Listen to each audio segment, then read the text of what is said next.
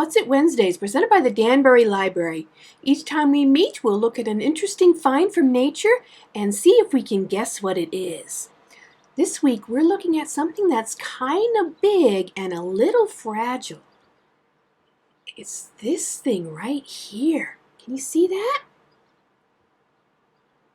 Wow, look at that, huh? It's quite big. So, despite its size, though, it's actually very light. It weighs next to nothing. And as we can see, it's attached to a branch. Can you see what I'm holding on to? It goes right into the top of it. So this means it was probably hanging from a tree, right? Yeah, likely, because we can even see some leaves up here on the top. Now, it's got a slightly rounded look, but it also kind of comes down into almost a point, so kind of like a top. And if we look close, we can see it's made of some kind of grayish material with bits of white in it. And it's very thin, almost thinner than paper. It's pretty amazing, huh? So, we have something here that is big, yet very light, was attached initially to a tree, is made up of a material that's thin and paper-like. So what do you think it is? If you want to take some time to guess for yourself and do a little research, you can pause the video here and come back later. But if you want to find out the answer right now, you can keep watching because I'm going to tell you in 3, 2, 1. So, do you know what this week's item is? This is something that if we see it hanging in the trees around this time of year, we really need to avoid. The reason is because this is a paper wasp's nest. It is. I'm going to put it down because it's kind of stinky. So paper wasps are arthropods. This means they are joint-footed creatures. There are around 22 species of paper wasps just here in North America, with an estimated more than 1,000 different species worldwide. So that's a lot of these wasps, right? Yeah. And the thing is, people are afraid of wasps. They have a reputation for being very aggressive creatures, and they can give us some painful stings if we're not careful around them. But the thing is, wasps are actually beneficial. This means that they are helpful creatures.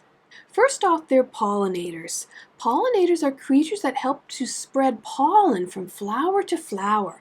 And this is important because that spreading of pollen makes it easier for the plants to create fruits and vegetables and seeds. If we don't have pollinators, we don't have any fruits and vegetables growing. They also like to eat insects like beetles and grubs and flies and other bugs that can actually damage our plants.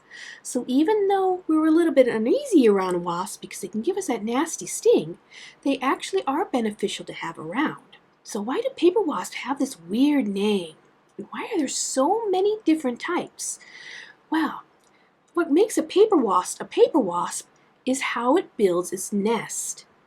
Some wasps, like mud daubers, make their nests out of mud and dirt. But paper wasps don't do that.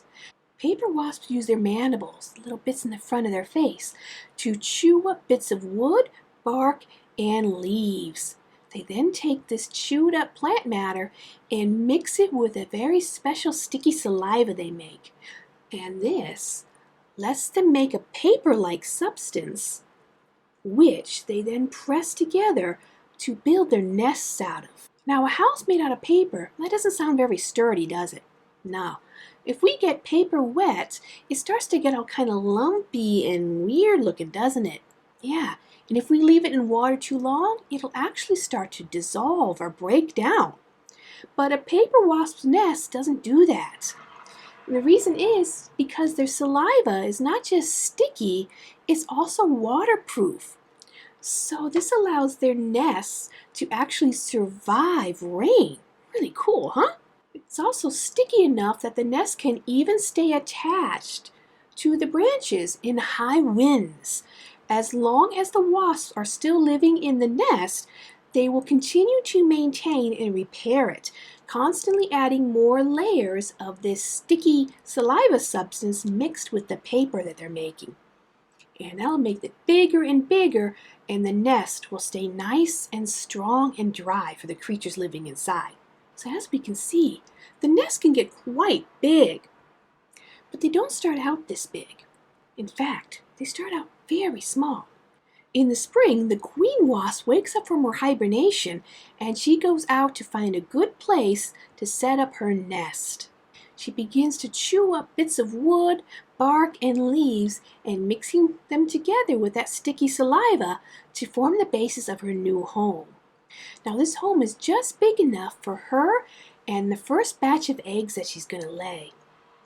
Once those first batch have hatched, she starts devoting her life to creating more and more eggs, and all of her babies that have come out are now in charge of keeping her fed, keeping watch on the other ones that are about to hatch, and building that nest bigger because she wants a nice big colony that she can be in charge of.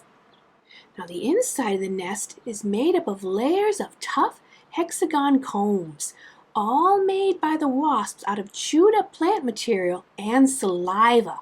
Totally wild, right? So if we were to pop the nest open, we'd see something like this inside. Now the wasps are all in a frenzy of activity during the warmer months as they're constantly building their nest and making it bigger and bigger and growing their colony.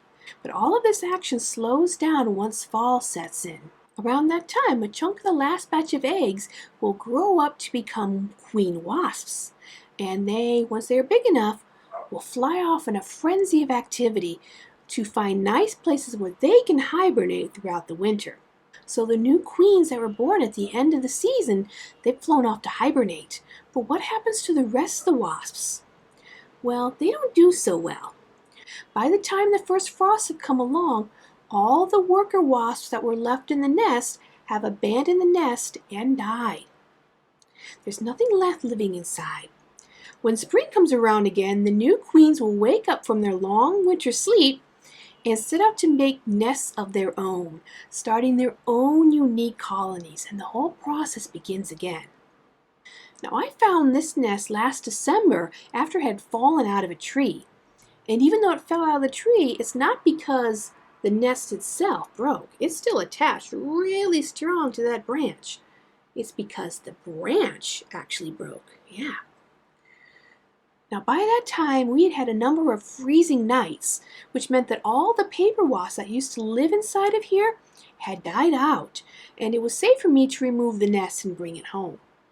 But if we see anything that looks like one of these hanging from a tree right now when it's nice and hot and warm out, we need to leave it alone because there's a good chance that paper wasps are living in it and they're very protective of their nests.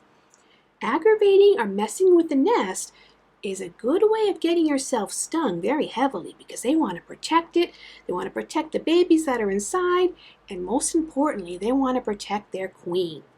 And unlike bees, wasps have the ability to sting us multiple times, so they're not afraid to do so if they feel threatened. So as cool as these things look, we really need to leave them alone while the wasps are living inside. Once the winter comes and we've had a few frosts come and kill everything off, the wasp nests are now safe to remove and to handle. Thank you for joining me this week on What Is It Wednesday. I hope you've enjoyed learning a little bit about wasps and their really cool nests that they make. I'll see you next week when we look at another interesting find from nature and see if we can guess what it is. Until then, happy exploring and stay curious. Bye everyone!